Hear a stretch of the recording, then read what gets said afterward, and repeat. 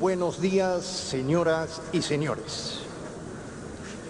Damos inicio a la clausura de Perú-Min 32, Convención Minera, saludando la presencia de las autoridades de Arequipa, representantes de instituciones empresariales y académicas, invitados especiales y, por supuesto, a los señores de la prensa. Sin mayor preámbulo, me es grato saludar y presentar en primer orden al ingeniero Antonio Samaniego, quien en calidad de presidente del Instituto de Ingenieros de Minas del Perú hará la respectiva presentación de la clausura. Ingeniero.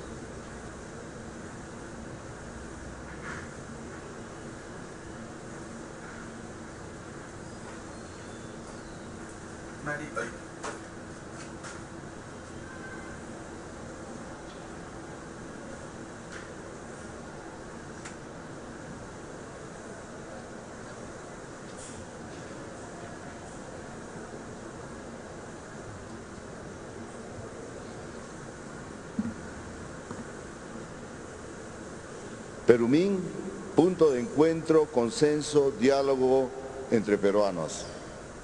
Buenos días, señores y señoras, autoridades todas, el Instituto de Ingenieros de Minas del Perú, del cual me honro ser presidente. Quiere empezar este día final, este bloque final,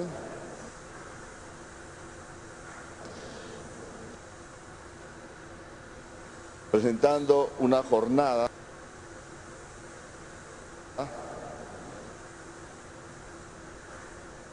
donde vamos a tratar de buscar un punto de encuentro de consenso con el objetivo de poder brindar soluciones a los problemas fundamentales de nuestra minería. Especialmente porque es una palanca de desarrollo económico y productivo de nuestro país.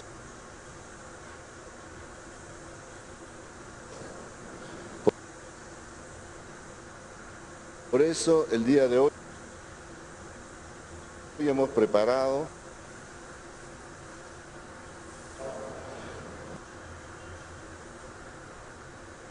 dos interesantes conferencias a cargo del señor Marco Arana,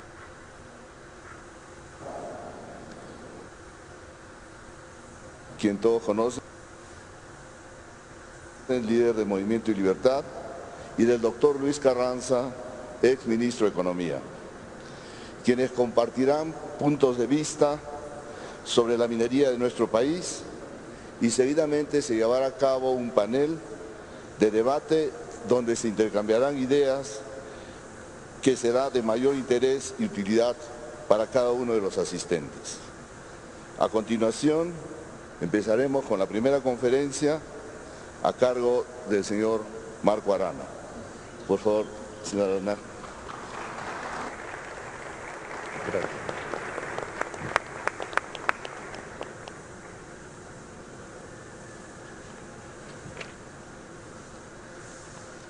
Muy buenos días, señores y señoras. Gratitud especial al Instituto de Ingeniero de Minas del Perú por este gesto de invitarnos a participar de la 32 Perú-Min, porque es un gesto que expresa que en el Perú No podemos mirar a quienes piensan distinto y plantean puntos de vista críticos para mejorar el crecimiento económico, garantizar los derechos de las poblaciones, el desarrollo sustentable y el derecho de todos y todas los ciudadanos y ciudadanas del país como enemigos.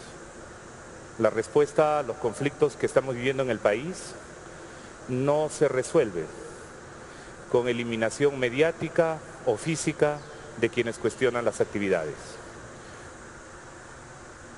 Yo tengo que agradecer de manera especial porque vengo a hablarles en esta importante conferencia con cerca de 32 denuncias, la mayor parte de ellas, menos mal, archivadas, un atentado contra mi vida personal, un operativo de espionaje que duró más de un año y medio,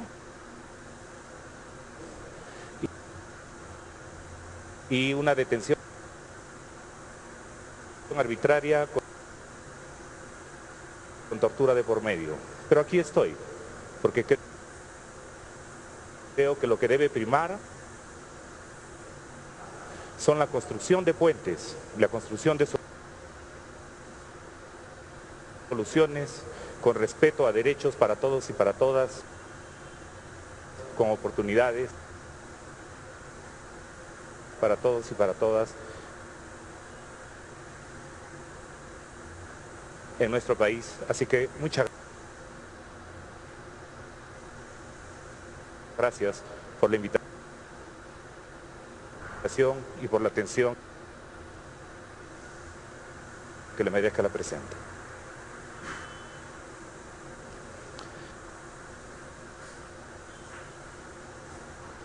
¿Cuál es el Perú que somos y que nosotros queremos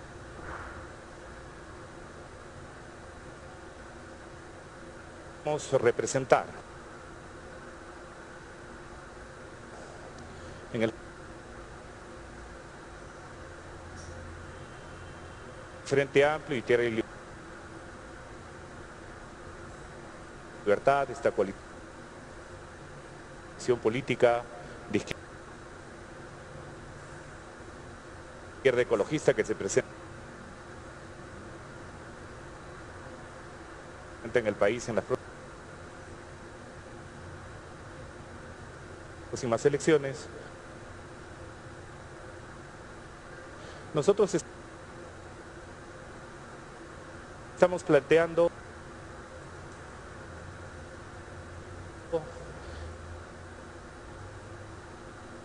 el construir un Perú con justicia social y justicia ecológica. No es un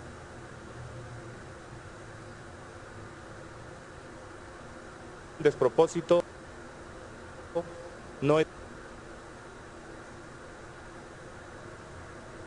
una quimera, es un sueño que nos puede ayudar a todos a encontrar la senda del desarrollo, del entendimiento, de la armonía y de la paz.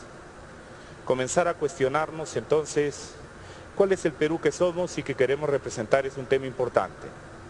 El Perú es un país mega diverso, lo es en sus recursos naturales, lo es en sus culturas, con sus más de 5.500 comunidades andinas, lo es con sus 1.200 comunidades amazónicas que albergan a más de 2.5 millones de peruanos. Lo es también diverso en sus actividades productivas, 38.000 pescadores artesanales, 1,5 millones de productores agropecuarios con menos de 10 hectáreas, a los cuales además le debemos la riqueza y el potencial de nuestra industria gastronómica, porque sin esa biodiversidad no sería la potencia que es para el país y para el mundo. Es el país del 99.5%, donde las empresas son pequeñas y medianas. Pequeñas y medianas empresas que son responsables del 49% de la producción nacional del país, que son los responsables del 49% del Producto Bruto Interno Nacional. Son las pequeñas y medianas empresas que concentran el 60% de los empleos totales, siendo la microempresa la que más empleos genera, 53% de la P ocupada, y 34% de esas microempresas están dirigidas por mujeres en un número que crece cada vez más. El Perú es también y es un país también minero, pero no es exclusivamente minero, es un país pluriproductor, es un país mega biodiverso. Y por eso mi mensaje aquí es que la minería puede y debe aportar y entrar a jugar un rol dentro del Perú que somos todos y no contra el Perú que representamos esta inmensa diversidad que conformamos nuestro país.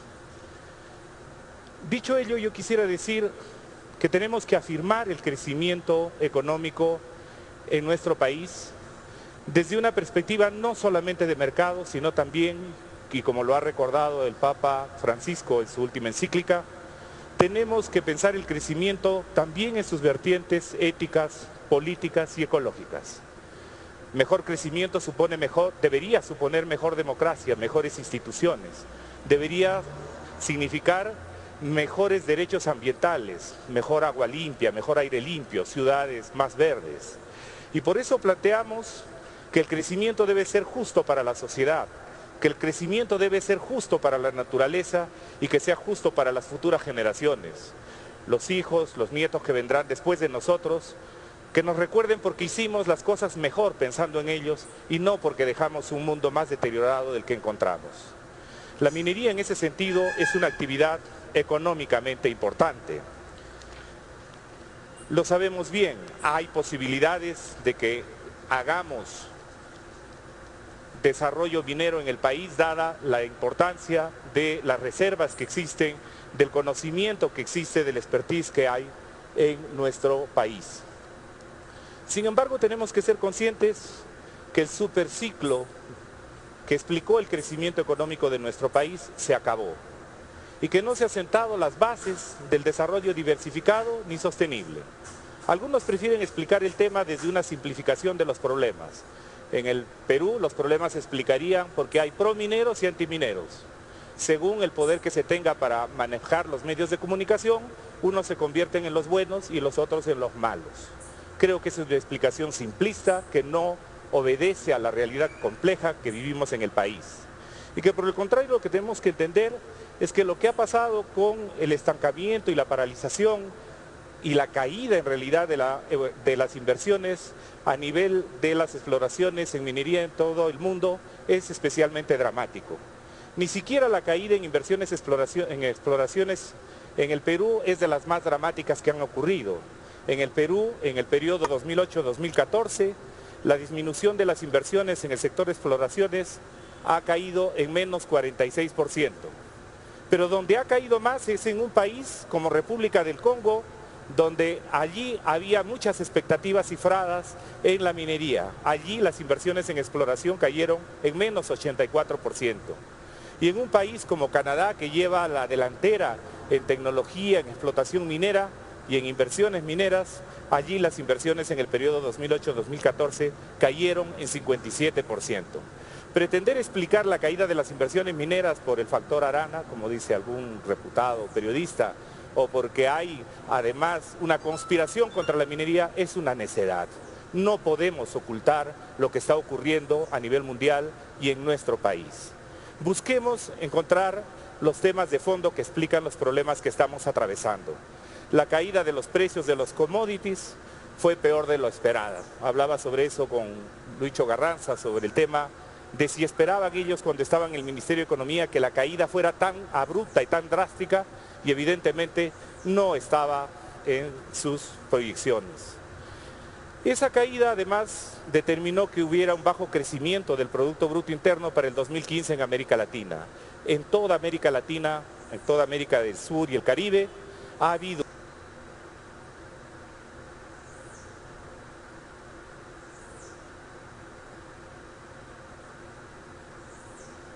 una contracción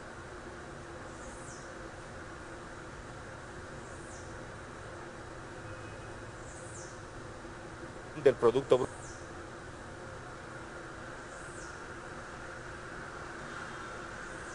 Producto Interno, fruto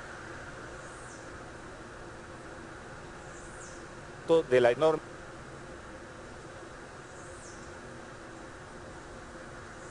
caída de los precios de los commodities y fruto de la retracción de las inversiones en exploraciones. La minería, sabemos, es una actividad económica importante y tiene gran potencial. Algunos datos que podía leer sobre el potencial de reservas más recursos en algunos de los principales rubros de explotación minera, aportados por el ingeniero Jorge Acosta, nos mostraban lo siguiente: que si se explotara el oro que tenemos en reservas más recursos identificados al 2011 al ritmo de producción del 2010, habrían para 28 años de producción sostenida.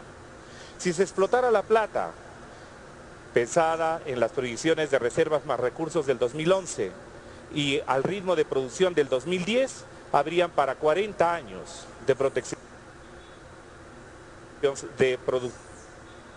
sostenida. Y si se explotara el cobre, decía esta misma fuente, en el potencial minero del Perú, producción de recursos oro y plata y cobre, en el caso del cobre, si se explotara sobre la base de las reservas más recursos conocidos el 2011 al ritmo del 2010, habría minería del cobre para 148 años de producción sostenida. ¿Qué duda cabe que la minería es una actividad importante para el país? Pero las cosas no se pueden seguir haciendo como se han venido haciendo. Parte de ello es, por ejemplo, reconocer que el superciclo y el boom minero y los altos precios de los commodities aumentó nuestras brechas de productividad, generó más informalidad y predominancia de empleos sin derechos en América Latina. Las brechas existentes entre el nivel de productividad de la industria minera, si se compara con el sector agropecuario y la industria manufacturera, que es más intensiva en generación de empleo, es abismal. Y poco se hizo para resolver, y esa no estoy achacando esa responsabilidad a las empresas mineras, estoy achacando esa responsabilidad a los gobiernos que han conducido las políticas económicas sobre la base de un optimismo que no supo prever, que no supo mirar la realidad, tal como ocurría, por ejemplo, en Chile o en Colombia, donde se creaban fondos de reserva o fondos de pensiones cuando las vacas estaban gordas. En el caso del Perú, ahora lo que se pretende hacer es hacer más de lo mismo en mayor extensión con menores regulaciones ambientales. Eso es inadmisible, no solo pone en peligro las otras actividades económicas, no solo pone en peligro la seguridad de las personas, sino, entiéndanlo bien, puede llegar a poner en peligro sus propias inversiones. Eso le hace daño al país, eso le hace daño a todos los peruanos y peruanas. Por esa senda no se puede seguir transitando. Cuando uno mira, además, cuáles son la desesperación de querer afrontar los problemas de la caída de los precios de los commodities y la parálisis y el frenazo económicos que vivimos, cuáles son las posibles explicaciones y los posibles senderos que nos conducen a callejones sin salida. Algunos señalan que el problema es la tramitología y la permisología para las empresas, pero yo soy ciudadano como todos ustedes y sufro también la tramitología y la permisología cuando voy a atenderme en los servicios de salud, donde hay que esperar a veces meses para conseguir una consulta, más aún para una operación. Los problemas de la permisología y la tramitología los sufren los pueblos amazónicos que están pidiendo la titulación de 2 millones de hectáreas de tierras y llevamos décadas, si no siglos, sin atender ese reclamo. Lo sufren las comunidades campesinas que no terminan su proceso de titulación. Entonces, allí hay un punto de coincidencia sobre la necesidad de que tengamos un Estado eficaz y eficiente y no corrupto. Pero ese nivel de reclamación debemos entenderlo que no es solo de las empresas, es de todos los peruanos y de todas las peruanas. Y lo que tenemos que ver es que eso no se resuelve señalando que lo que hay por delante es bajar la regulación ambiental. El índice de desempeño ambiental global del país, según la Universidad de Yale, en un promedio de 178 países, el Perú se encuentra en el puesto 110. No es rebajando la las exigencias y la institucionalidad ambiental que esos temas se resuelven. Allí están los informes de la Defensoría del Pueblo, que por ejemplo nos muestran en sus reportes de conflictos que los conflictos socioambientales son los que han generado mayor conflictividad en el país, y de ellos el 76.4% son conflictos generados por actividades empresariales. Tenemos que entender que los conflictos no se pueden resolver a palos en las calles, con espionajes telefónicos, con más leyes represivas o con recorte de libertades democráticas. El manejo de los conflictos tiene que venirse de una capacidad de la sociedad, del Estado y de las empresas de encontrar caminos comunes que sepan que en algunos casos proyectos que garanticen trabajo, que no van a generar graves daños ambientales, que garanticen además que las otras actividades económicas que compiten en el territorio no solo no van a ser afectadas, sino van a ser mejoradas. Ese es el camino por donde tenemos que avanzar. Y lo que hay que decir con claridad es que el avance de nuevos proyectos mineros no depende pues de una solución represiva. Y por eso tenemos que reconocer que hay empresas y empresas. Hay empresas que han suscrito los acuerdos globales sobre derechos humanos. Y si bien es cierto, todavía se niegan a que los acuerdos sean vinculantes, es del todo claro que tenemos que avanzar allí a soluciones claras. Y de otro lado tenemos que reconocer que esos problemas no solo se extienden a la minería legal, también se extienden a la minería ilegal. La minería ilegal necesita una respuesta de orden social, económico, necesita que se resuelvan los problemas de las concesiones, de los permisos, de las tecnologías que usan, del acceso a crédito y mercados limpios, o en otros casos que se sometan a programas de reconversión productiva para salir de su actividad ilícita. Pero hay que decirlo claramente, el Estado no puede aplicar medidas de carácter punitivo allí donde se desafía el respeto a las leyes que cautelan derechos sociales, económicos y ambientales. Por eso el Perú que queremos es un Perú pluricultural, un Perú mega biodiverso, de economía altamente diversificada y competitiva, con justicia ecológica, que las decisiones sean consultadas, no solamente en los bufetes de las empresas y sus abogados, sino que lo sean también consultadas con las poblaciones. Queremos un país descentralizado, con instituciones que funcionen y esté libre de corrupción, más aún cuando sabemos que los diversos estudios de prestigiosos economistas o de Transparencia Internacional muestran que los países con mayor cantidad de recursos naturales son los países más propensos a la corrupción. A nivel de propuestas, nosotros proponemos el fortalecimiento de la institucionalidad ambiental, no su desmantelamiento. Proponemos el respeto de los derechos de los pueblos a las consultas. No es pedir nada imposible. El Perú había suscrito el convenio 169, tenemos la ley de consulta previa, libre e informada, y por eso han hecho muy mal las empresas que, coludidas con un gobierno que ha ocultado la base de datos de comunidades campesinas, ha otorgado permisos en territorios de comunidades donde debió haber procesos de consulta, y sobre eso se van a abrir un conjunto de problemas legales y un conjunto de problemas sociales que podríamos haber evitado. No es la colusión entre empresas y malos funcionarios que resuelven los problemas de este sector o de cualquier otro. Hay que planificar y garantizar que las inversiones sirvan para diversificación productiva y desarrollo social. Hay que trabajar en materia de transparencia y rendición de cuentas para evitar la corrupción. Hay que reordenar la cadena de toma de decisiones en base a las metas de desarrollo nacional para que haya planificación territorial, procesos de zonificación ecológica y económica y ordenamiento territorial, para saber dónde sí van tales o cuales actividades y dónde no, dónde hay restricciones para la convivencia en respeto. Hay que hacer que los proyectos de inversión tengan en cuenta los planes de concertación de desarrollo. La gobernadora regional de Arequipa, que nos honra aquí con su presencia, sabe lo importante que es considerar planes de inversión para su región, respetando sus planes de desarrollo y no ignorándolos. La aprobación de los estudios de impacto ambiental y de las evaluaciones ambientales estratégicas, ya no en el ámbito del Ministerio de Energía y Minas, sino en un ámbito autónomo de respeto y de garantías de legitimidad y de credibilidad para la población que estén en el Ministerio del Ambiente. Que luego no neguemos el derecho a consulta previa y los contratos de explotación, evaluación y fiscalización ambiental. Estas propuestas pueden conducir a las empresas mineras a caminar sobre la base de un auténtico valor compartido, socialmente respetuosas y ambientalmente más cuidadosas. Algunas hacen mejores esfuerzos que otras simplemente están requisitoriadas por delitos ambientales o por corrupción, como lo sabemos.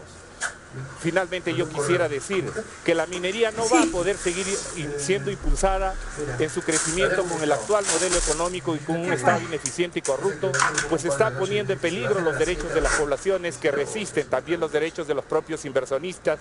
Necesitamos un nuevo marco institucional que asegure las inversiones mineras para un desarrollo con justicia social y ecológico. Las empresas que tienen malas prácticas no van a poder seguir aprovechando de las debilidades del Estado. Lo decimos claramente, no van a poder seguir aprovechando de la falta de planificación del desarrollo o de la impunidad para la corrupción y la violencia. Esa es parte de nuestra propuesta política y esperamos que sea acogida y comprendida. Queremos gobernar para garantizar los derechos de los pueblos y de las empresas y hacer que la riqueza proveniente de la renta minera sirva para diversificar nuestra economía de modo que sea ecológicamente sostenible. Llamaremos a las mineras que así lo quieran a ser parte de esos cambios. Muchas gracias. Ya, puede ser. Con gaseosa y todo. Ah, pues no vas a almuerzo. Es lo que no sé. Es que no me explico muy bien. Pero puede ser una tortilla también de repente, ¿no? Claro, porque si es pollo mejor el Muchas gracias, señor Marco Arana, por su interesante presentación. O va a almorzar fuera. A continuación me complace presentar al exministro de Economía, doctor Luis Carranza, a quien invito al podio para que inicie su conferencia. Adelante, doctor.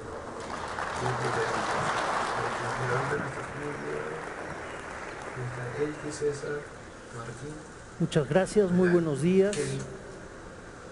Quiero agradecer al Instituto nuevamente por invitarme a compartir con ustedes algunas reflexiones. Quiero empezar la presentación de hoy día con la reflexión con la que terminábamos ayer la conferencia. Y ayer decíamos que la minería no es condición necesaria ni suficiente para alcanzar la prosperidad. Pero si resolvemos nuestros problemas que ha planteado el señor Arana hoy día y que son reales y existen, es la ruta más rápida. Y en 2 generaciones podemos ser un país de primer mundo. Y ese optimismo lo demostré ayer con cifras. Y ese optimismo está basado en que de los 60.000 millones de dólares de inversión minera que podemos plasmar en realidad, podemos crecer más del 3%. Y con el impacto a través de la matriz insumo-producto sobre otros sectores, podríamos añadir un punto más, un poco más de un punto más de crecimiento. Y que si además desarrollamos un clúster minero en Arequipa, porque tenemos todo el potencial para hacerlo en Arequipa, en el sur del Perú. Entonces estaríamos con multiplicadores de tipo australiano y añadiríamos ya no 1/3 en otras actividades indirectas, sino 100%. Y si continuamos por esta ruta durante 20 años, llegaríamos fácilmente al primer mundo, con niveles de PIB per cápita de Australia o Noruega. Ese es el reto, esa es la ambición, ese es el optimismo que debemos tener. Esa es la ruta que los políticos en este país nos deben de marcar. Pero hay un problema. ¿Qué modelo de contrato social escogemos en este país? ¿Cómo resolvemos los problemas que ha planteado el señor Marco Arana? Newton decía que somos enanos parados sobre los hombros de gigantes. Entonces permítanme traer a un par de gigantes a la sala. El primero es John Rawls, el filósofo político más importante del siglo XX. Y Rawls plantea un modelo de justicia en su contrato social. Rawls lo que nos dice es, para escoger el contrato social, nosotros necesitamos una posición de principio. Nosotros necesitamos el velo de la ignorancia, no saber en qué lugar del mundo, de la sociedad vamos a estar. Entonces, si yo he tenido la suerte de nacer en un buen hogar, con buena educación, voy a querer bajos impuestos porque quiero aprovechar.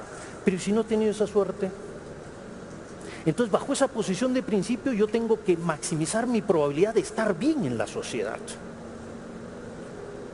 Ese es el justicialismo de John Rawls. Traslademos esto a la minería.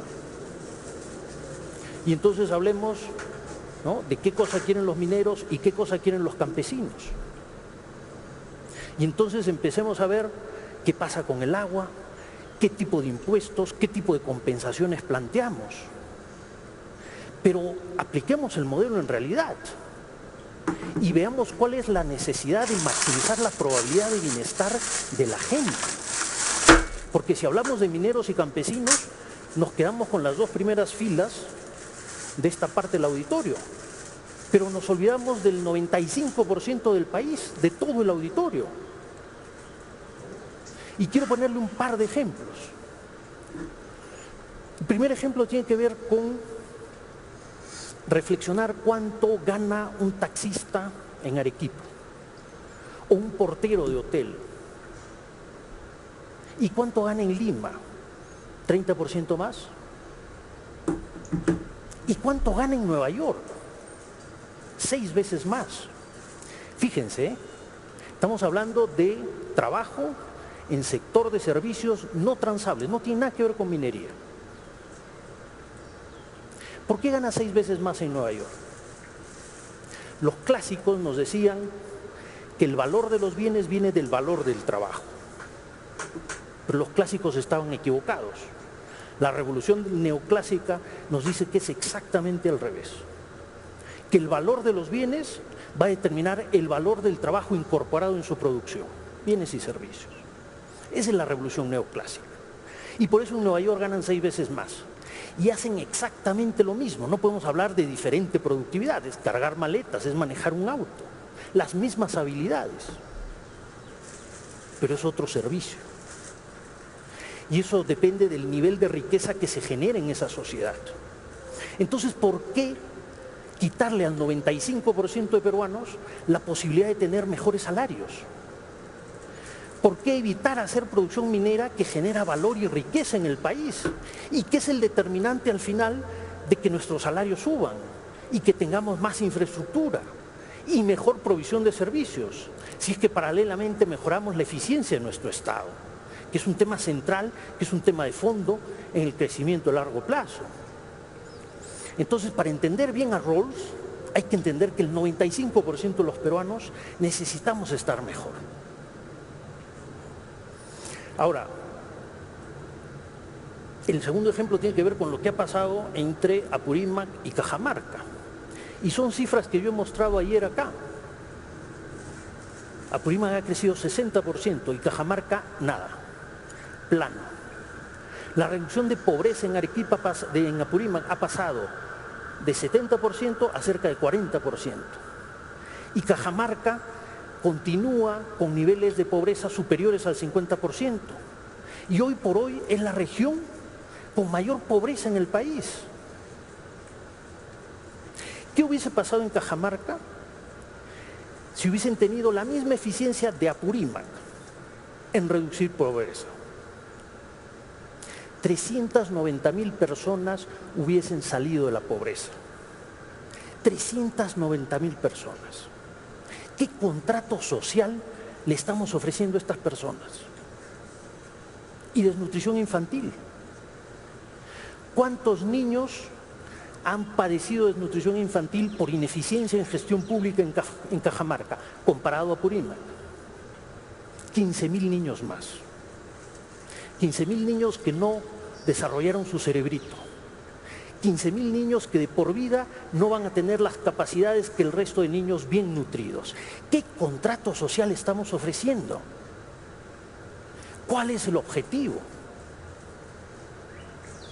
Ahora, el problema existe.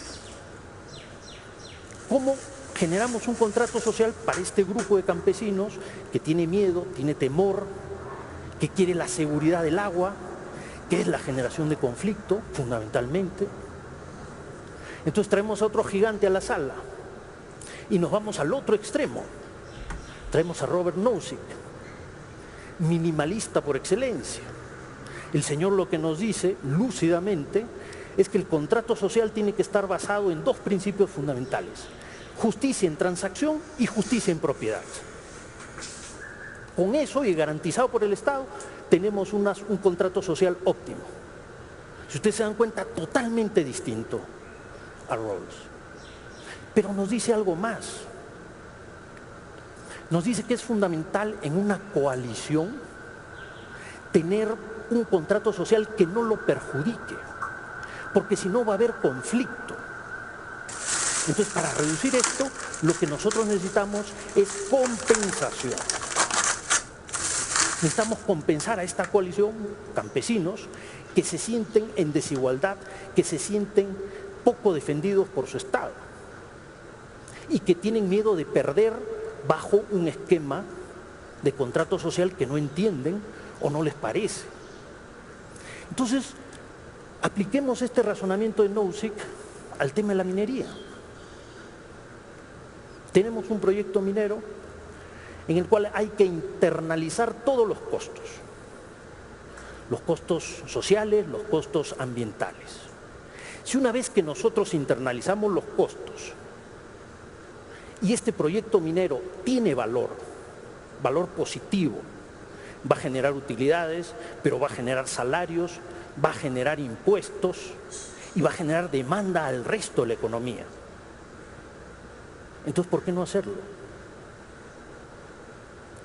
Es un crimen dejar ese proyecto sin desarrollar, esa riqueza enterrada en la tierra. Porque entonces no estamos cumpliendo el contrato social con los 390.000 cajamarquinos. Y no estamos haciendo lo imposible por avanzar en mejorar la calidad de vida del 100% de los peruanos que queremos un contrato social justo. Entonces el tema pasa por ahí, ¿no? En identificar las fuentes de compensación. Otro problema, separar territorios, es decir, acá sí y acá no. Es como si yo dijera, en el ala izquierda todos van a ser ingenieros, acá al centro abogados, y acá a la derecha los castigamos, todos van a ser economistas. ¿No? Ustedes me van a decir, ¿y por qué? Yo soy bueno con los números, yo quiero ser ingeniero. Y alguien dirá, oiga, yo quiero ser literato, y a mí me gusta la poesía, y otro querrá ser cocinero. No podemos arbitrariamente eliminar el potencial de las personas ni de nuestro territorio. Entonces, ¿cómo resolvemos el problema? Con compensación, internalizando los costos. Y luego tenemos otro problema real, que es la desigualdad. Y se muestra continuamente en experimentos, en sociedades modernas y sociedades tradicionales, en animales, porque esto no es un tema racional, es un tema emotivo. La desigualdad no les gusta. La desigualdad genera conflicto por sí mismo. ¿Cómo resolvemos el problema de la desigualdad entonces? Con compensaciones, con un Estado eficiente, como reclamaba el señor Arana. Lo resolvemos con instrumentos útiles. Por eso salió el aporte voluntario que gastó 500 millones de soles en promedio por año con impacto real en zonas de influencia, donde el Estado no llegaba, porque no necesariamente la circunscripción política coincidía con la zona de influencia. Y entonces se gastaban el canon en otra cosa, no en la parte más vulnerable de la ecuación. Y entonces apareció obras por impuesto, que genere eficiencia en la ejecución del gasto público. Y debemos ir un poquito más allá y transformar obras por impuesto en servicios por impuesto. Y tener la educación y la salud de calidad que el señor Marco Arana y todos reclamamos en este país. Y entonces en 20 años vamos a transformar el cobre, el hierro, el oro en carreteras, pero también en capital humano. Ese es el contrato social que necesita el país. Ese es el contrato social que todos tenemos que trabajar para hacerlo una realidad. En psicología social hay un experimento muy famoso para resolver los conflictos y pasa por 3 estados. Primero, en este experimento, en el parque, este se llamaba el Parque de la Cueva de los Ladrones. En este experimento se escogían 2 grupos, se creaba conciencia de grupo, al interior del grupo se generaba lealtades, se generaba identificación. En una segunda etapa se les hacía competir con el otro grupo y llegaron a niveles de agresividad que tuvieron los experimentadores, tuvieron que intervenir para evitar que continúe la lucha interna, porque competían. En este caso concreto se compite por el agua, por el miedo a perder el agua. En una tercera etapa se resolvían los problemas buscando metas comunes. Se resolvían los problemas identificando objetivos comunes. Y entonces los dos grupos se integraban. Muchos de los esfuerzos de paz en países está basado en eso, en mirar el futuro, en identificar metas comunes que incluya a toda la sociedad y no mantenerse aislados, separados. No hay otra forma en este país de salir adelante. Si nosotros anhelamos el sueño de la vida republicana, si nosotros queremos hoy en día emprender el camino a la prosperidad, la única manera es buscar un futuro juntos. Muchas gracias.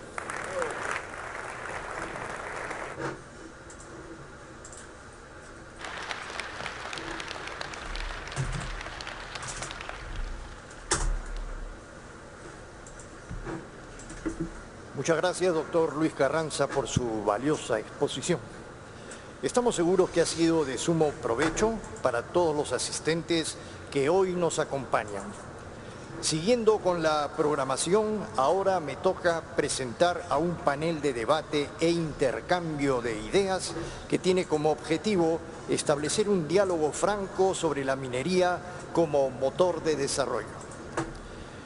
Dicho panel está conformado por los señores Jorge Merino, exministro de Energía y Minas, José de Echave, exviceministro del Ambiente, Pablo Bustamante, director de la Ampadia, Carlos Monge, sociólogo. El panel será moderado por el reconocido periodista José María Salcedo, a quien cedo la palabra. Muchas gracias, muy buenos días, señoras y señores. Ya conocen ustedes los nombres de los integrantes de la secuencia que viene a continuación. Pequeñísimas normas. 1. Vamos a tener 2 ruedas de 5 minutos cada uno. Si lo tienen a bien, cuando falte 1 minuto, diré la palabra falta 1 minuto. Cuando termine esta rueda de nuestros invitados, nuestros panelistas, tanto el señor Arana como el señor Carranza tendrán 2 o algo más de minutos para terminar esta conferencia. El orden de los comentarios de los panelistas es el siguiente.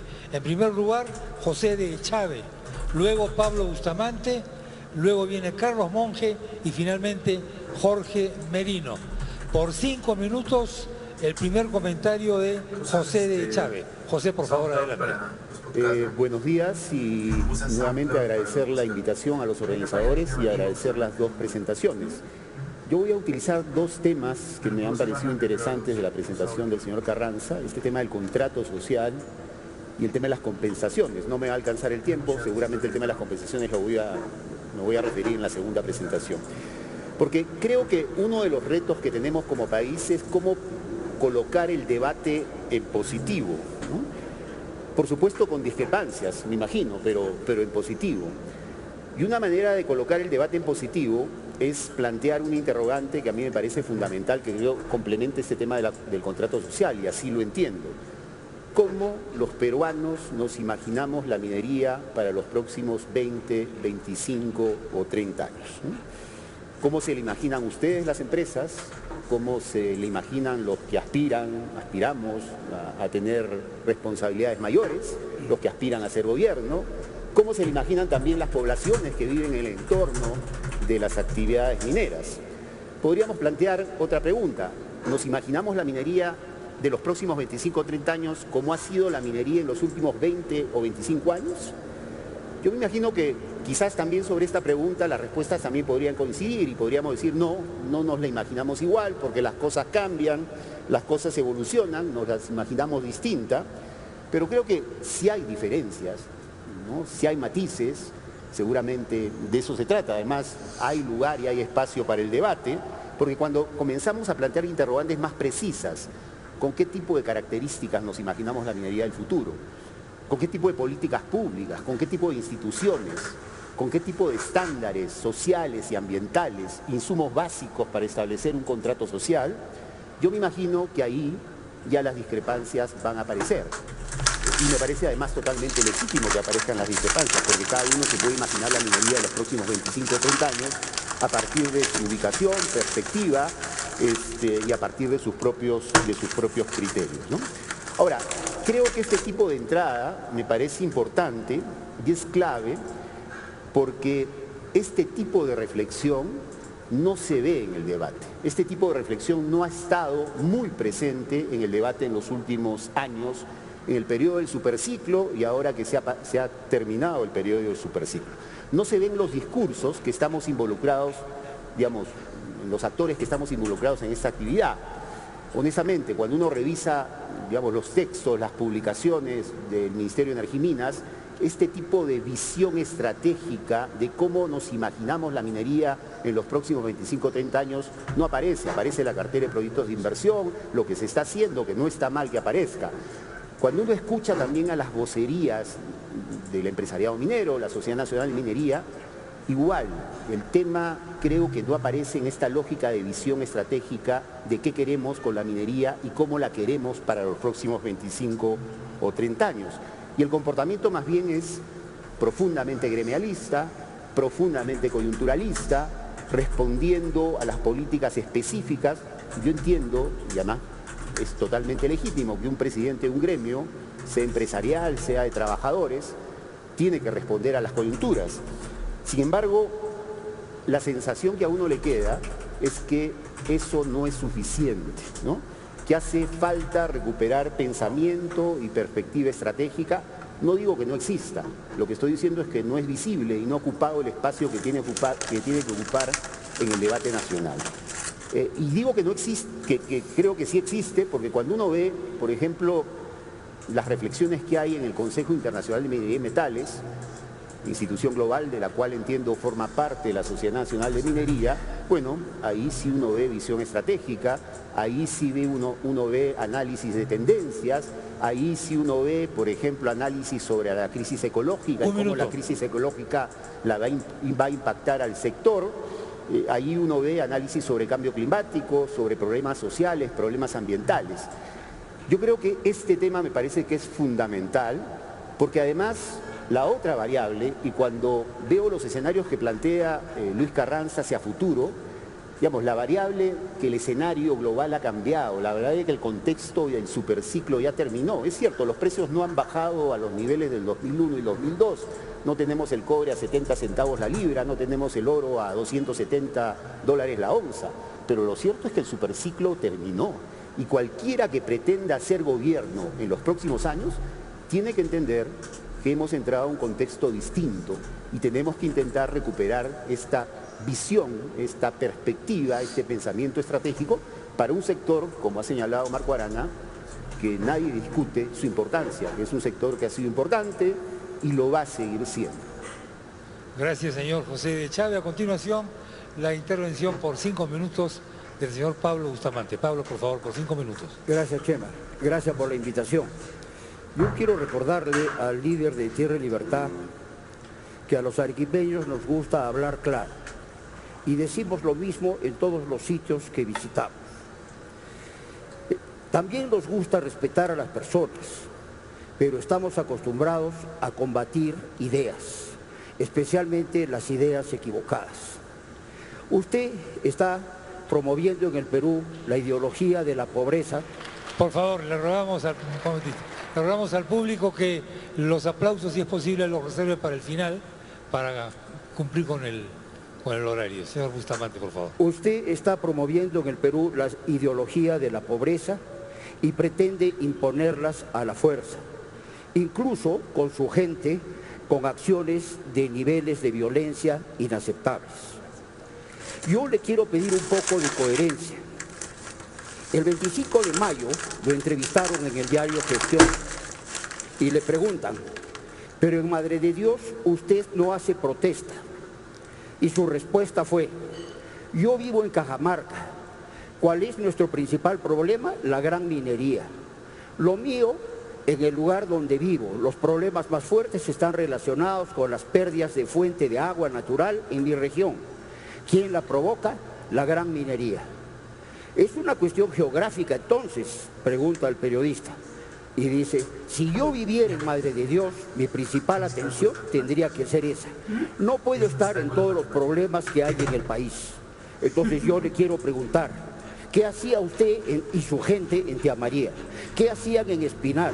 ¿Qué hacen en Apurímac?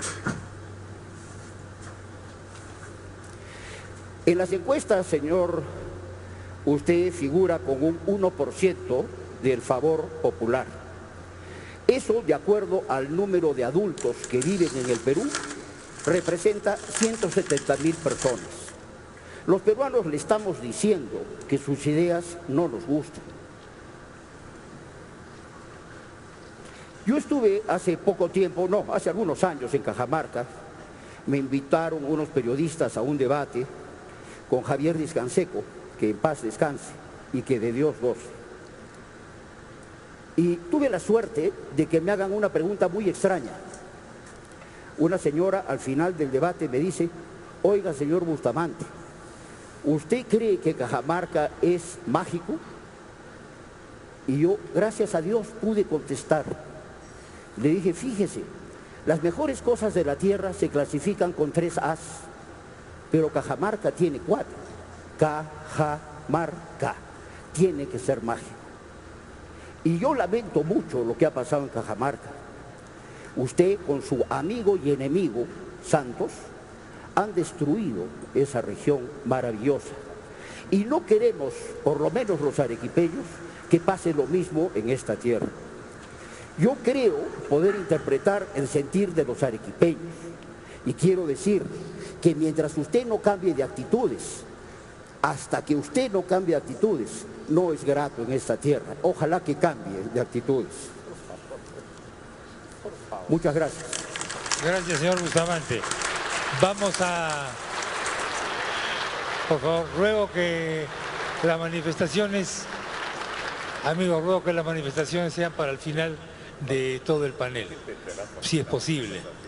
Vamos a escuchar a continuación el comentario por 5 minutos del señor Carlos Monge.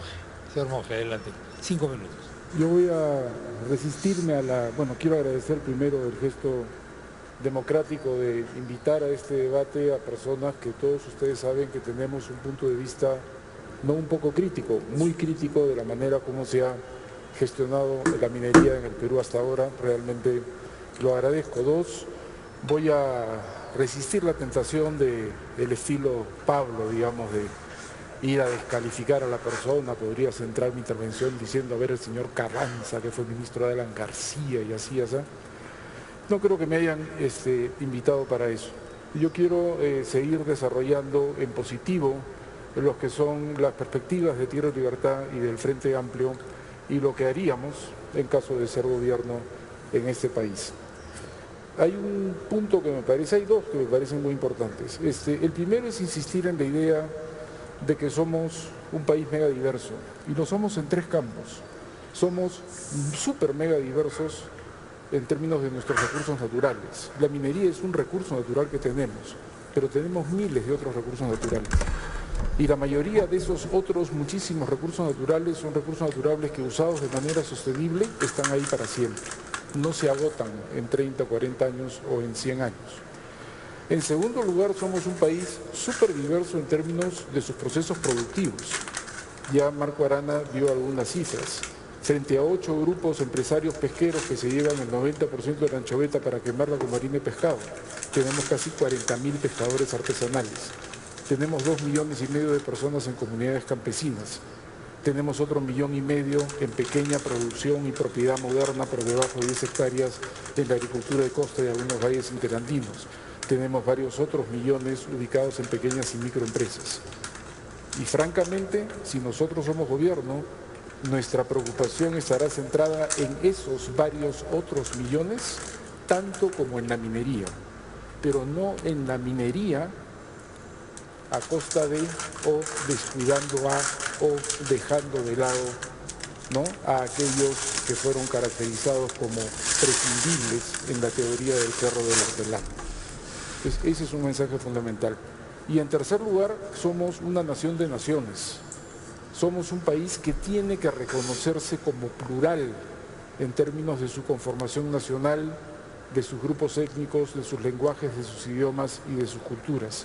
Entonces tenemos que afirmar la interculturalidad como parte de las políticas públicas, y esto a nivel mundial se llama derechos de consulta, derechos territoriales y derechos específicos a la representación política.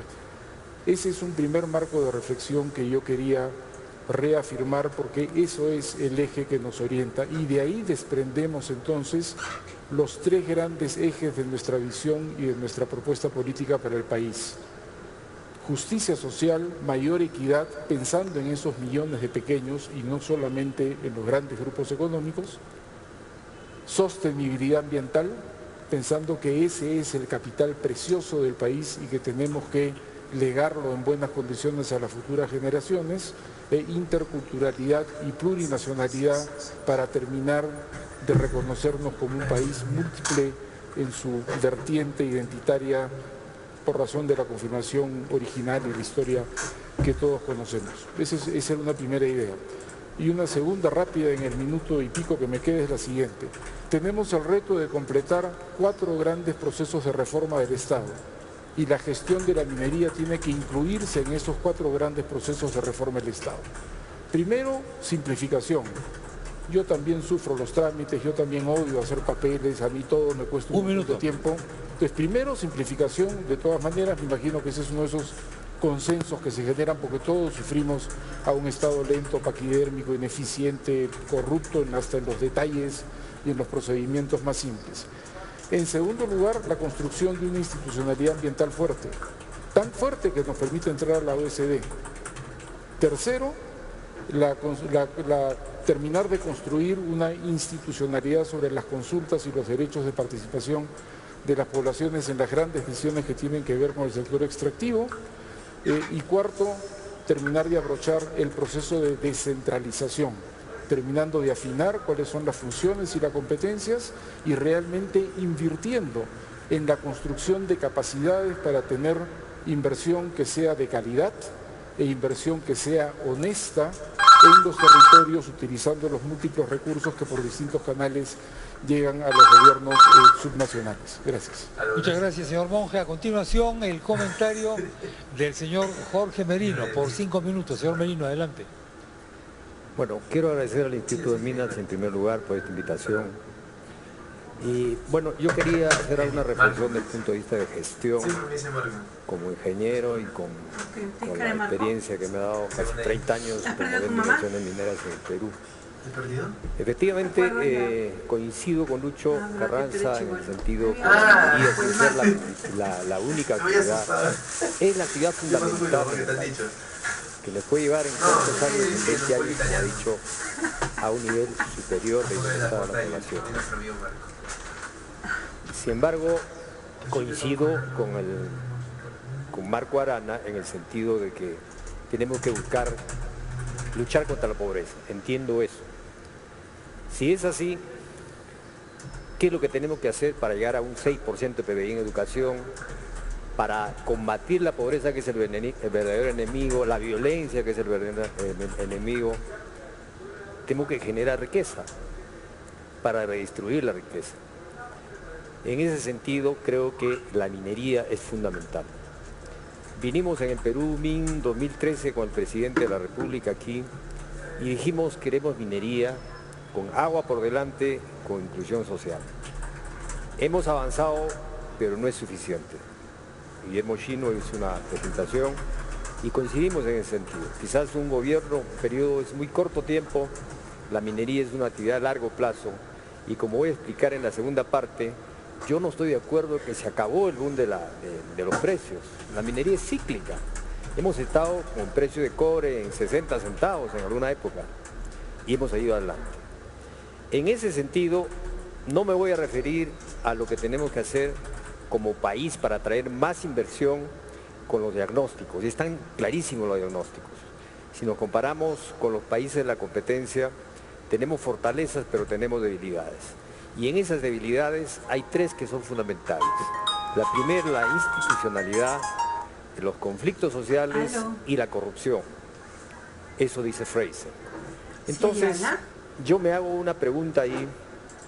Si la minería es de largo plazo, tenemos una visión de largo plazo, pero también miremos hacia atrás qué hemos hecho los peruanos. Miren, yo he participado en casi todos los megaproyectos que promocionó el Estado en las concesiones de iniciativa estatal. En varias oportunidades. Y todos los proyectos salieron con acuerdos sociales para la exploración. Yo diría sí, que ya porque se me está estuvieron haciendo muchos de ellos entrando en producción, después otros ampliando la exploración. De ahí cuando me Creo volví que a en ese afiliar, sentido la pregunta de es nuevo me ¿por qué volvieron si a el Estado desafiliar? O sea, pagó 2 sacó los años proyectos, por por las qué el puras, Estado me llamado también para no hace quejarme? ese trabajo Nadie me dio una en todos los respuesta proyectos de a mi iniciativa reclamo. privada? Que el Estado esté más cerca en la exploración, en la construcción y obviamente durante sí, todo el tiempo más de vida o del menos. proyecto. Creo que el proinversión fuerte de antes, hoy día sí, se yo tengo traduce otro seguro, en un en Ministerio de Pacífico. Energía y Minas fuerte, que ahora ha sido delegado en el manejo de las mesas de conversación. Y el Ministerio de Energía y Minas deberíamos, a través del liderazgo, revisar el rol promotor del Estado, de la mano con los otros sectores, especialmente agricultura, especialmente Ustedes comen y yo. el Ministerio de Justicia para ejercer el derecho, el respeto al derecho a la propiedad en el país, con los gobiernos regionales y los gobiernos locales, y en el otro lado, una vez que eso lo tomamos como una iniciativa, percolar, como decía Roque, hacia el otro lado, hacia las comunidades. Las comunidades lo que quieren es confianza, que se le cumpla la palabra. Entonces, en el corto plazo hay que revisar qué ofrecimos y qué cosas tenemos que hacer. Y en el mediano y largo plazo, empoderarlas, capacitarlas, para que sea un medio de comunicación y dialogación más fácil. Creo que en ese sentido, si hacemos eso, y además potenciamos los organismos como EFA, como el OCINERMIN, como el ANA para el tema del agua, entonces tendríamos un modelo interesante y además de lo que es la transparencia, para, aprovechando la presencia de la ministra y el presidente del Congreso, iniciar hoy un plan nacional de promoción, estrategia nacional de la promoción de la minería basada en el cobre esencialmente, teniendo en cuenta esta cara social, esta cara de sea transparentar el beneficio para todos. ¿Cuánto nos gustaría? Y ojalá que empecemos a trabajarlo esto juntos, porque estamos todavía 10, no hay tiempo que perder. Invitar a la señora ministra para hacerlo, me ofrezco, para dar algunas ideas. Tiempo vencido. Y que todos los partidos políticos lo pongan en su agenda. Esa sería mi primera. Gracias, señor. Vamos a la segunda vuelta de intervenciones. Comenzamos por 5 minutos con el señor José de Chávez. José, por favor. La verdad es que a mí a veces creo que me sale más caro irme Iba a tomar este tema de las compensaciones, que me parece también un elemento central. ¿Movilidad pública? A ver, si uno revisa cualquier base de datos de conflictividad social de los últimos 10, 15 años, Defensoría del Pueblo, Presidencia del Consejo de Ministros, cualquiera, hay también alguna base de datos de ONGs, todas coinciden que hasta antes del 2006, 2007, teníamos conflictos por debajo, en un número por debajo de los 100 conflictos. Mediados del 2007, 74 conflictos, fuente de Defensoría del Pueblo, y a partir del 2007 los conflictos empiezan a subir hasta llegar a un pico a 272 conflictos mediados del 2009. Era el gobierno anterior, pero además era pleno momento del superciclo del boom de los precios, es decir, habían recursos, la minería llegó a pagar el 50% de todo lo que el Perú capta por impuesto a la renta, por lo tanto ese 50% se transfería a las regiones, sin embargo los conflictos se dispararon. Todo esto para decir que creo que, entendiendo, interpretando el tema de las compensaciones, creo que los conflictos tienen una base que responde a características multidimensionales. No digo que lo económico sea importante, sin duda lo es, pero creo que el tema de la conflictividad social que se presenta en el país, que no solamente se presenta en el país, tiene características multidimensionales que hay que tomar en cuenta, ¿no? Ahora, alguien mencionó el tema de la OCDE. Yo me imagino si en esta sala hacemos una encuesta sobre si el Perú tiene que formar parte de este club, de este superclub de países que están encaminados al desarrollo, yo me imagino que el 99,9% va a estar de acuerdo. Pero, claro, cuando uno se pregunta qué significa volverse parte de la OCDE, qué es lo que se tiene que hacer, qué es lo que han hecho, por ejemplo, países vecinos, países de América Latina como Chile y México, creo que son los dos países de la región que ya forman parte de la OCDE, o qué está haciendo Colombia, bueno, ahí tendríamos que tener claro que han tenido que cumplir con una serie de requisitos, que han tenido que elevar estándares económicos, estándares de transparencia, estándares sociales, estándares ambientales. Chile inició el proceso de ingreso a la OCDE en el año 2007 y finalmente logró su incorporación en el año 2010. Para culminar el proceso, Chile tuvo que adoptar 52 compromisos en materia ambiental, desde el fortalecimiento de la institucionalidad ambiental, políticas de ordenamiento territorial, control de contaminación atmosférica. En ese periodo Chile creó los tribunales ambientales, la Superintendencia del Medio Ambiente, la reforma al sistema de evaluación ambiental y aprobó la norma de calidad del aire para material particulado. Es solo después de adoptar estas y seguramente otras medidas que Chile fue incorporado a la OCDE. Y eso, creo yo, tiene que ver un poco con este reto de cómo comenzamos a visualizar este tema del nuevo contrato social que necesita la minería. Porque yo parto de la idea, en el momento que escuchaba el tema del contrato social, yo parto de la idea que no existe, es decir, no hay una suerte, lo que ha pasado con la minería en los últimos años muestra que no hay el consenso minero que algunos imaginan, que es un reto, que hay que construirlo. Yo creo que el término de contrato social me parece que es sumamente sugestivo. Ojo, eso no quiere decir que se cuestione el rol de la minería. La minería forma parte de la matriz productiva del país, creo que lo ha dicho Marco Arana. Pero cualquiera que pretenda hacer gobierno, yo creo que tiene que buscar construir ese consenso que está haciendo falta. Es decir, no es suficiente decir la minería es importante, digamos, sobre eso hay acuerdo. Yo creo que se necesita precisamente construir ese acuerdo, ese contrato social, para construir, dicho sea de paso, los equilibrios económicos, sociales, culturales, ambientales que están haciendo falta. Simplemente para utilizar este último minuto quisiera repetir algo que planteé en la charla de ayer, en la conferencia de ayer. Yo siento que han habido como tres, digamos, ejes del debate en torno a la minería en los últimos años que han estado suficientemente disociados, ¿no? El tema de la competitividad, que es un tema, creo yo, puesto, colocado sobre todo por las empresas, asociado a este discurso de la tramitología, de la permisología. Es perfectamente entendible defender la competitividad de un país, pero creo que ese elemento solo, aislado, por ejemplo, de una agenda de derechos, de reconocer que hay una agenda de derechos que tiene que ser trabajada.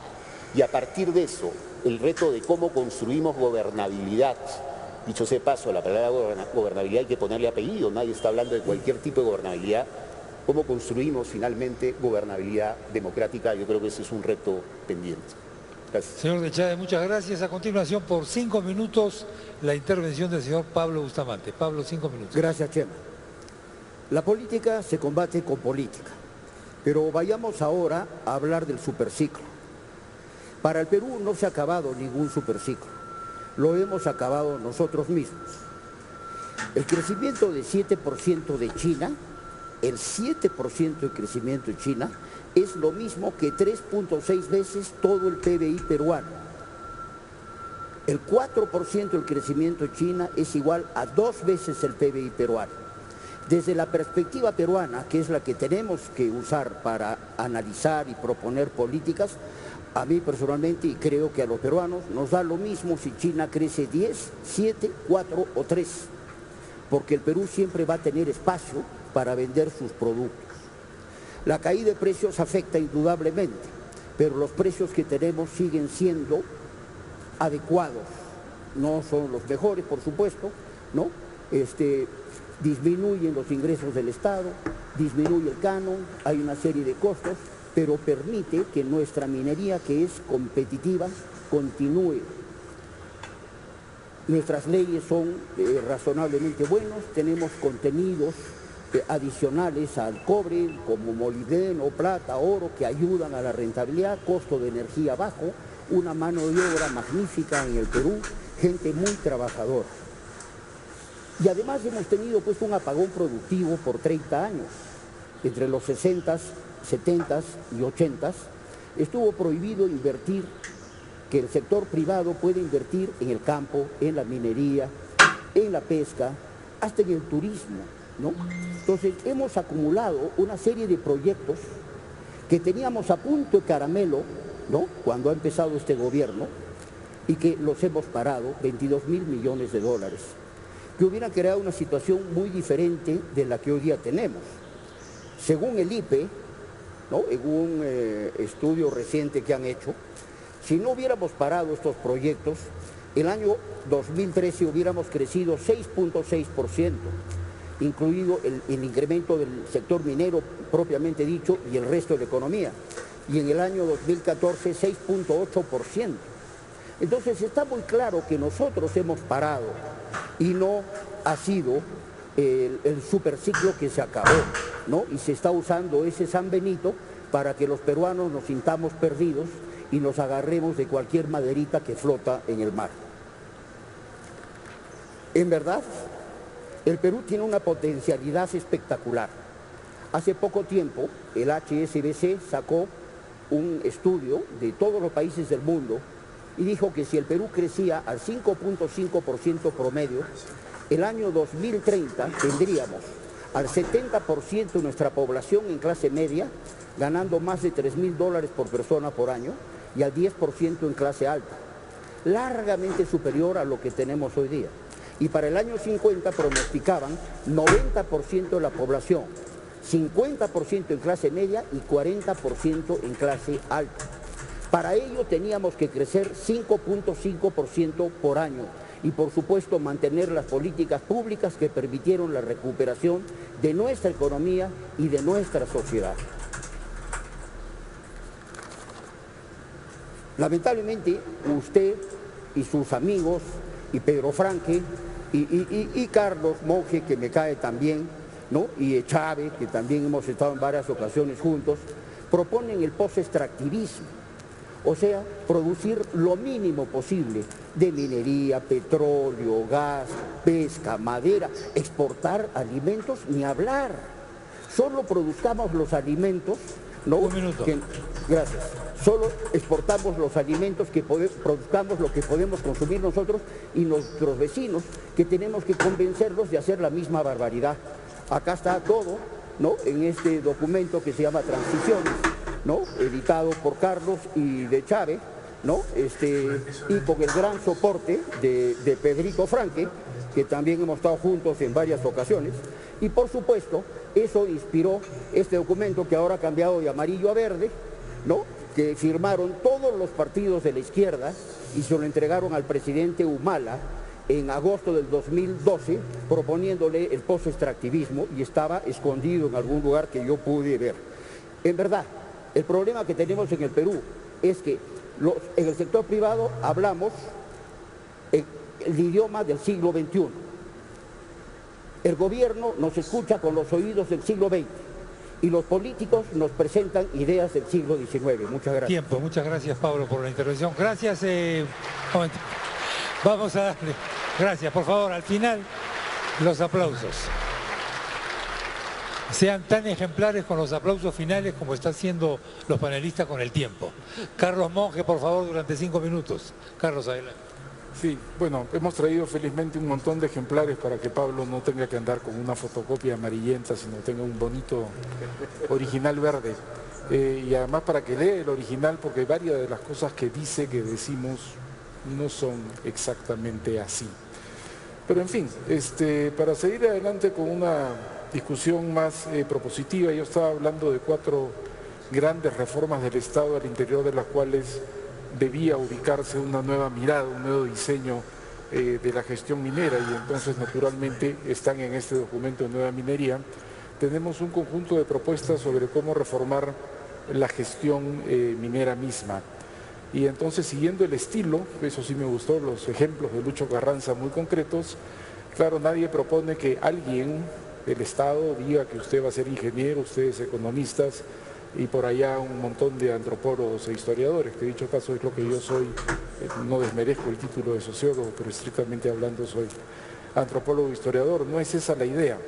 Pero usando el mismo tipo de ejemplo, yo diría, ustedes no estarían de acuerdo con que los muy eficientes, porque los he usado, baños de disal estén ubicados acá en medio de la sala, ¿no es cierto?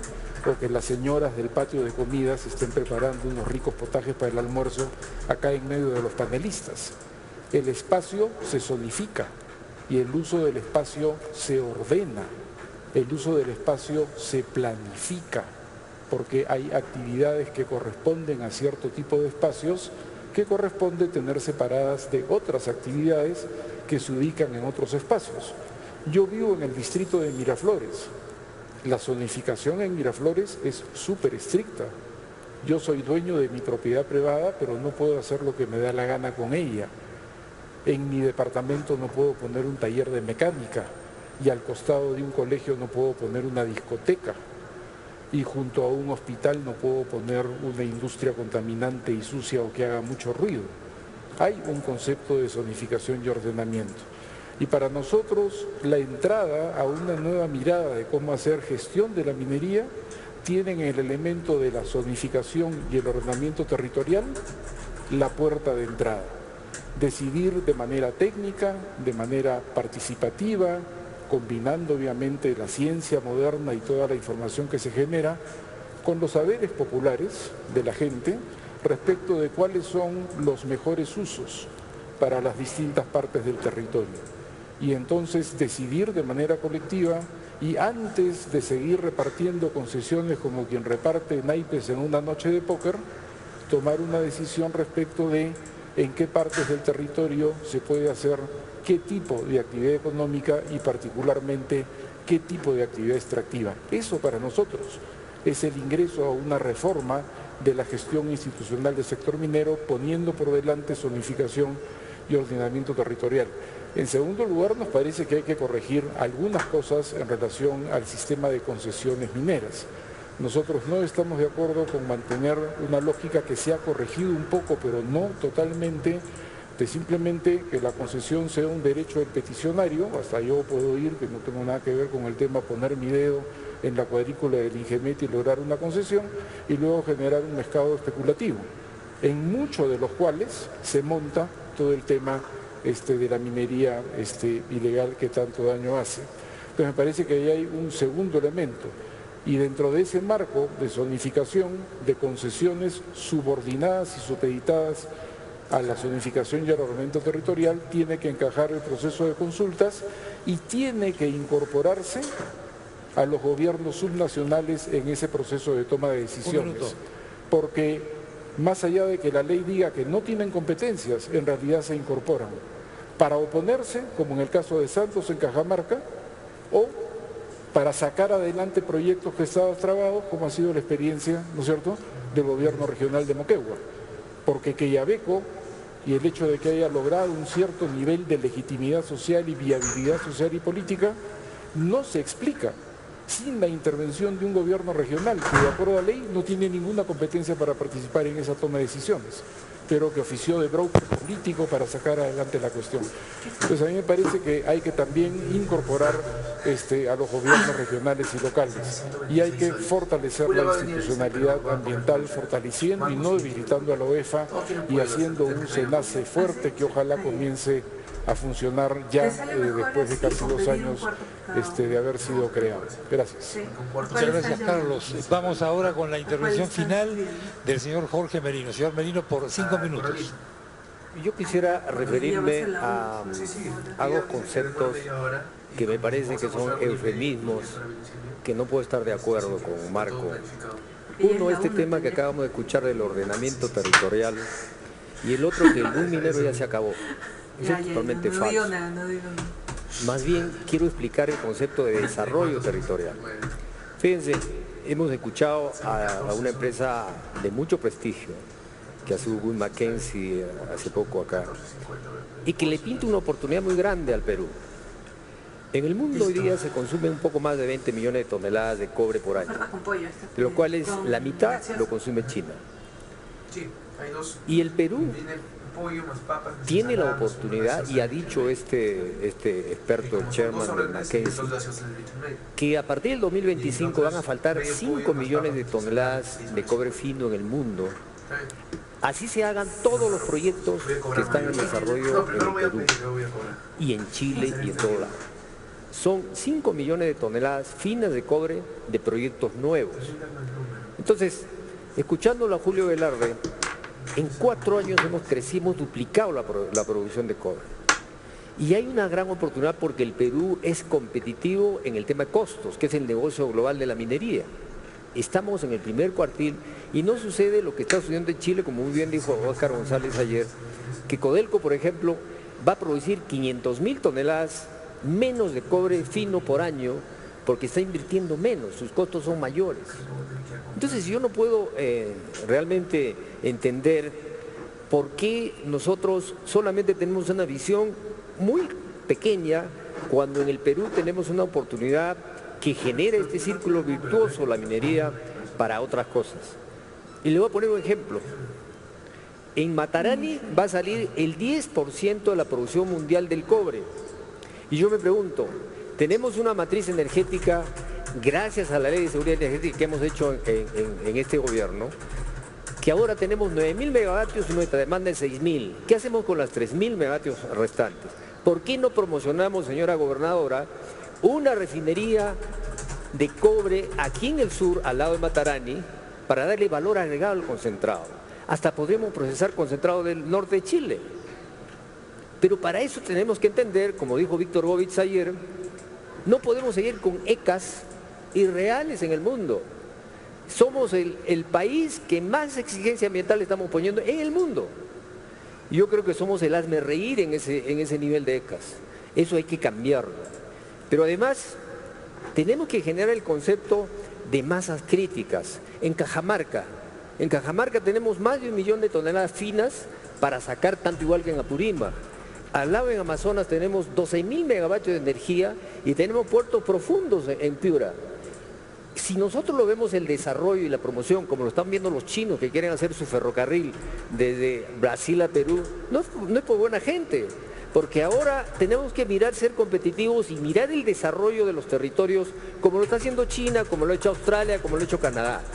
Entonces, quiero referirme a esa visión como se ha hecho ya en el sur a través del gasoducto, en que se unieron las regiones porque es un beneficio integral, proyectos integrales, y todos se unieron los gobiernos regionales y sacamos una ley.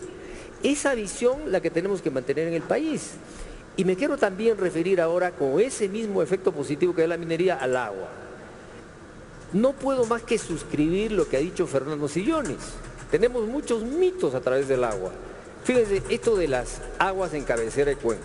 En el Perú nos sobra el agua y si tenemos energía como para darle valor agregado al concentrar, un minuto, tenemos que convertir al agua con bombeo de energía para ampliar la frontera agrícola.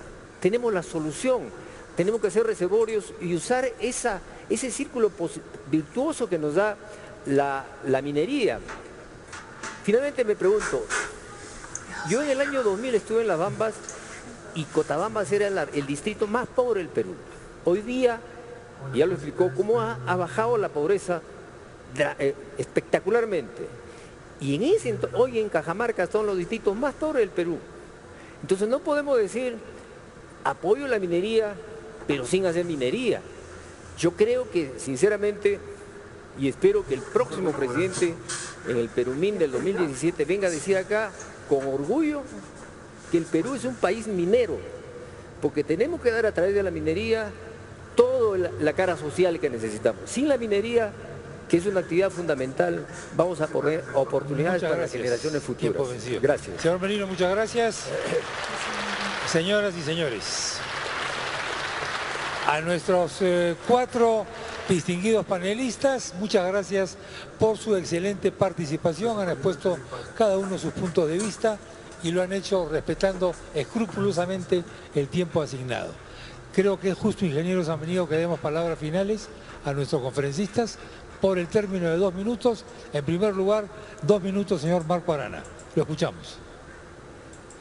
Bueno, no sabía que el señor Pablo Secada se considerara dueño de quién recibe Arequipa y a quién no. Yo me siento acogido por Arequipa, agradezco mucho ese gesto de los arequipeños y además creo que debe saber el señor Secada, que se ha ocupado mucho escribiendo sobre mí, Bustamante, perdón de Pablo Secada, que es amigo también, pero no solo responder a una agresión con otra agresión.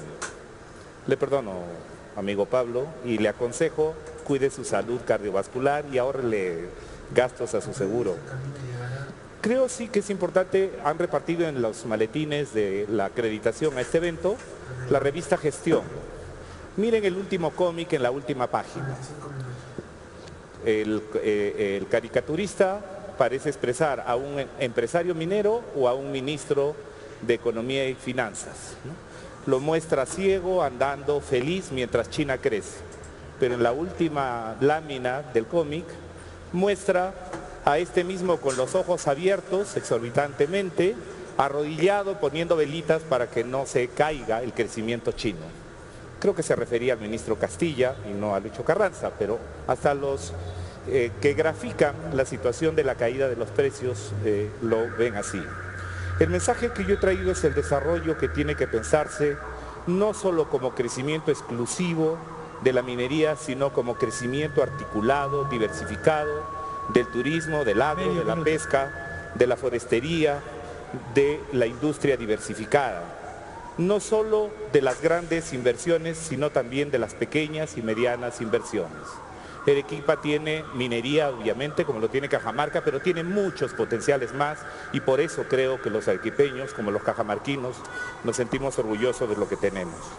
He venido a hablar de crecimiento económico con justicia social, con cuidado del medio ambiente, con respeto a los derechos territoriales de los pueblos indígenas y derecho a consulta, de mecanismos de transparencia, de mecanismos que nos aseguren seguridad para todos, y por eso demandamos que el Congreso apruebe la Ley de Ordenamiento Territorial, demandamos que no se recorte el presupuesto del Ministerio del Ambiente en el próximo ejercicio presupuestal. Señora, muchas gracias por su intervención. Intervención final por 2 minutos del señor Luis Carranza. Señor Carranza. Muchas gracias. Hemos escuchado diversos puntos de vista, diversos análisis. Yo lo que quiero es reflexionar sobre de dónde viene el Perú. Hace poco más de 10 años teníamos 50% de pobreza, un territorio desestructurado, bajos ingresos. Hoy día estamos en 20% de pobreza, se ha reducido la desnutrición infantil. El potencial del Perú es enorme. Lo que pasa es que nos hemos olvidado de crecer, nos hemos olvidado de cómo hacer bien las cosas. Y eso pasa por reconocer al individuo. Eso pasa por reconocer la necesidad de creación de valor que tiene la gente. Compensar cuando sea necesario, porque como mencioné, no puede haber una sociedad con grandes desigualdades, pero eso no pasa, eso no necesariamente implica que vamos a aniquilar las ganas de invertir de la gente. Y no se trata de apoyar a la minería, se trata de apoyar todas las actividades productivas que tiene este país, todas. El gran milagro peruano del crecimiento de 7%, ¿de dónde vino? ¿Aportó la minería? Por supuesto. Pero ¿cuál fue el sector con mayor productividad laboral en todos estos años? El agro. Tuvimos una gran revolución estructural. De 33% de PEA pasamos a 25%, pero prácticamente duplicamos la productividad laboral. Y de ahí vino el fuerte aumento de ingresos en los jornales agrarios. Ahí está la reducción de pobreza. Y ahí es donde tenemos que trabajar. Tema de zonificación. No se trata de que venga la señora a vender anticuchos a esta sala. Se trata de identificar si es un beneficio individual o es un beneficio común. Ese es el punto. Y si por ahí tengo que hacer una carretera, entonces voy a expropiar tu departamento y te voy a compensar, pero lo expropio por el bien común. Y la minería es bien común de todos los peruanos, porque lo que está enterrado ahí y no tiene valor ahora, y saca valor con conocimiento y con inversión, que es exploración, eso nos pertenece a todos nosotros. Gracias. Señor Carranza, muchas gracias. Señores expositores y señores, gracias. Y señores panelistas, muchas gracias por su intervención en este foro. Aldo Morzán, por favor.